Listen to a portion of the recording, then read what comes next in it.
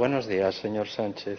La pregunta que hoy traigo a su escrutinio es si sigue considerando realista la previsión de que a finales de 2021 el 97% de los asturianos tendrán acceso a la banda ancha. Gracias. Buenos días, señor Salmón. Efectivamente, sigue siendo realista. El director general de Innovación, Investigación y Transformación Digital así lo explicó en su pasada comparecencia, y a día de hoy puedo decirle que el despliegue de banda ancha va a muy buen ritmo y no hay ningún indicio que nos haga pensar que no vamos a cumplir con estas previsiones. Cuando preparaba esta pregunta para hablar con usted, me prometí no aludir a ningún argumento subjetivo, ¿no? Porque es cierto que siempre que hablamos de la conectividad todos tenemos una anécdota desafortunada del día que estábamos en Ponga o en Cabrales o en Vegadeo y no funcionaba el asunto, ¿verdad? Ni el teléfono ni el ordenador. Y además hoy que ha sido un pleno, que ha sido una especie de apoteosis del dato, sobre todo en la primera parte, donde en la discusión con la consejera de Hacienda y con el consejero de Industria y Empleo todos hemos tirado del argumentario del dato. Me voy a mantener en ese plano para ver si usted puede precisar precisamente desde el dato hacia dónde caminamos con exactitud en este tema. En abril de este año la consejería hizo público el plan de estrategia de transformación digital 2030, que es un plan muy ambicioso en el que había 4 grandes asuntos, ¿no? La formación en competencias digitales, la mejora de la administración electrónica, a la cual precisamente yo le preguntaba el jueves pasado al señor Iván Aitor Lucas del Amo, la digitalización de la economía y de las pymes, y a más corto plazo esto que hoy nos convoca, ¿no? El despliegue de redes y servicios para la conectividad digital.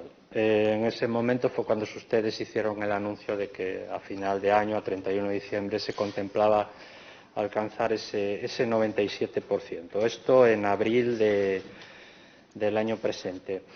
Este verano, en concreto el día 19 de julio, se hizo público un estudio del Ministerio de Asuntos Económicos y Transformación Digital en el que se elaboraban 2 rankings, uno el de unidades inmobiliarias, es decir, las viviendas, negocios y oficinas con conexiones deficientes o sin ellas, y otro el de las zonas blancas y grises, es decir, blancas, aquellas que no disponen de cobertura de redes de banda ancha de nueva generación, ni previsiones para su dotación por algún operador en 3 años, y zonas grises, las que solo disponen de cobertura de banda ancha de nueva generación o de previsiones para su dotación en el plazo de 3 años por parte de un único operador.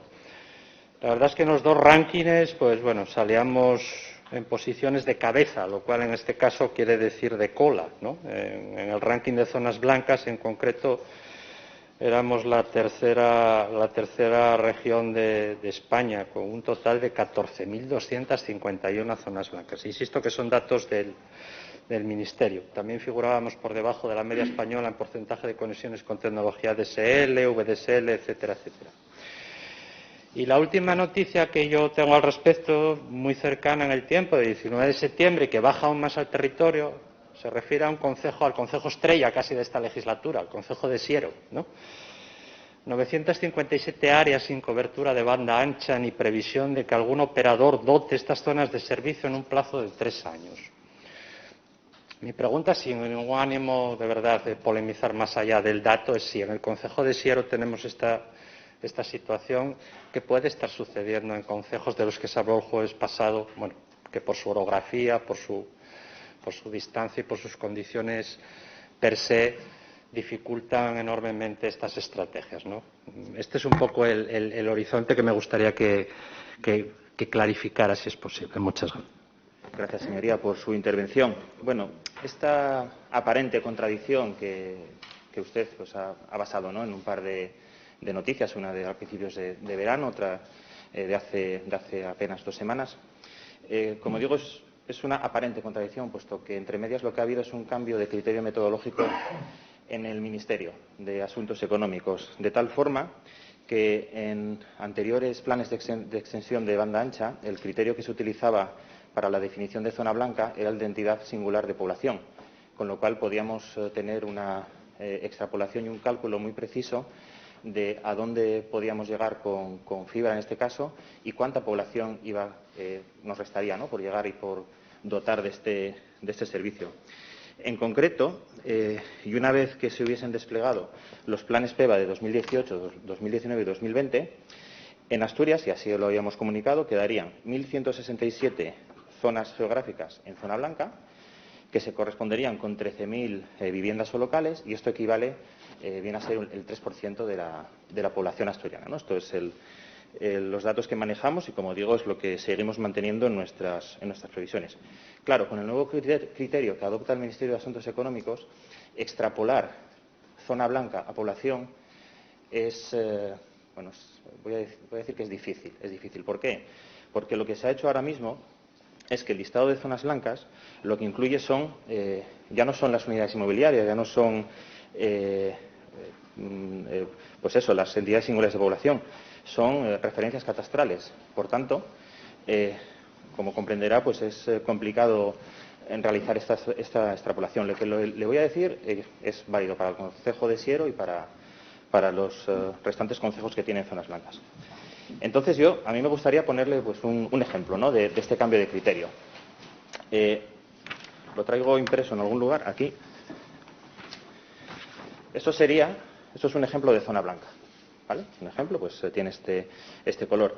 En el momento que uno cruza estos datos con el sistema de información de ocupación del suelo en España, como ve, más o menos un 80% de estas nuevas zonas blancas pues se corresponden a terrenos, vamos a decir, de ocupaciones diversas. Por ejemplo, pues puede encontrarse usted iglesias, cementerios, incluso puede encontrar las cabañas de los lagos Enol, o no sé, hay un ejemplo, Yernes y Tameza, que tiene 140 personas censadas y en teoría tiene 460 viviendas en zona blanca, ¿no? Por tanto, somos conscientes y conocedores de que hay muchas de estas zonas blancas que en realidad no se corresponden con unidades serviciables.